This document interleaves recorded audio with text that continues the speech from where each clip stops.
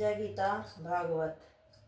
मैत्रेय जी कहने लगे, हे विदुर जी, जब देवहूति के गर्भ में कपिल देव जी का आगमन हुआ, उस समय उसके श्रीमुख का अलौकिक तेज देखकर कर्दम ऋषि बोले, हे राजपुत्री परम ब्रह्मा प्रभु श्री नारायण तेरे गर्भ में अवतरित होने के निमित्त आ गए हैं। अतः तू किसी बात की चिंता मत कर। अब मैं तप करने के निमित्त किसी अन्य वन में जाऊंगा, तब तू मेरे विरह में उदित मत होना। यह सुनकर देवहूति प्रसन्न होती हुई बोले, हे प्राणपति, मैं इस बात पर कैसे विश्वास करूं। जिस समय देवहूति ने यह बात कही, उसी समय ब्रह्मा आदि देवताओं ने देवहूति को विश्वास कराने के लिए वहां आकर कहा कि हे राजपुत्री, तेरे जप तप धर्म एवं व्रत भी सफल हो गए हैं। अब कपिल देव जी के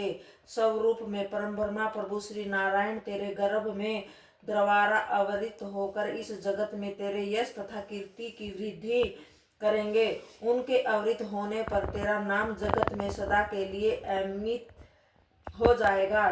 तेरे मन में जो अविवेक रूपी कालोच छाई हुई है, उसे वे अपनी ज्ञान रूपी अग्नि से उज्जवल कर देंगे, परंतु तू उनको अपना पुत्र मत जाना। वे अत्याचारियों के लिए सांख्य योग का उपदेश देने के लिए निमित्त अवतरित हो रहे हैं। जिस समय जगत में धर्म नष्ट हो जाता है, तब वे धर्म की वृद्धि करने और अधर्म का नाश करने के लिए अवतार धारण करते हैं। हे विदुर जी, इतना कहकर सभी देवतागण देवहूति एवं कर्दम ऋषि की परिक्रमा करके अपने अपने स्थानों को पधार गए। देवहूति को हरि मंदिर जाने के कारण देवताओं को बहुत प्रशंसा प्राप्त हुई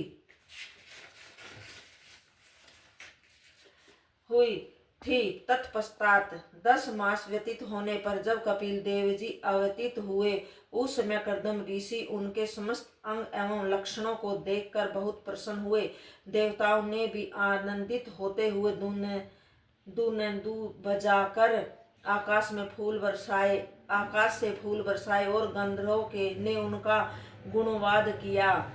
अप्सराएं अपने अपने विमानों पर बैठकर आकाश में जाकर नाचने लगी। तीनों लोकों में मंगलाचार होने लगा और 200 दिशाओं में प्रकाश हो गया। जब कर्दम ऋषि ने श्री कपिल देव को परम ब्रह्मा परमात्मा का रूप जान लिया, तब वे उनके सामने हाथ जोड़कर खड़े हो गए।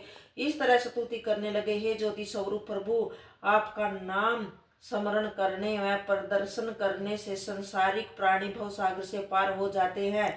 आपका दर्शन बड़े बड़े योगियों और ऋषि मुनियों को ध्यान में भी होना दुर्बल है। अतः मेरे बड़े अभाग्य हैं जो आपने मेरे घर आकर अवतार लिया। मैंने देवताओं के श्री मुख से यह सुना था कि आपने सांख्य योग का उपदेश करने के निमित्त जगत में यह अवतार धारण किया है। इसलिए अब आप कृपा करके मुझे ऐसा ज्ञान बताइए जिसके बल से मैं देह छोड़कर मुक्त हो जाऊं।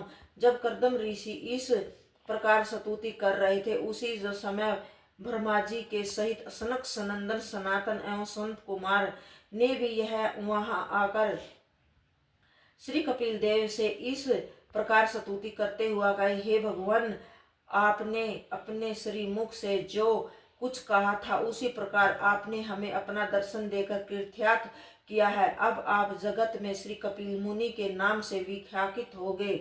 इस प्रकार स्तुति करने के बाद ब्रह्मा जी कर्दम ऋषि से बोले कि हे पुत्र, तुम अपनी 9 पुत्रियों का विवाह 9 ऋषियों के साथ कर दो। ब्रह्मा जी के इस आदेश को सुनकर कर्दम ऋषि और देवहूति ने अपनी सब कन्याओं का विवाह इस प्रकार किया। कला नाम की कन्या का विवाह मरीचि ऋषि से। जय गीता भागवत।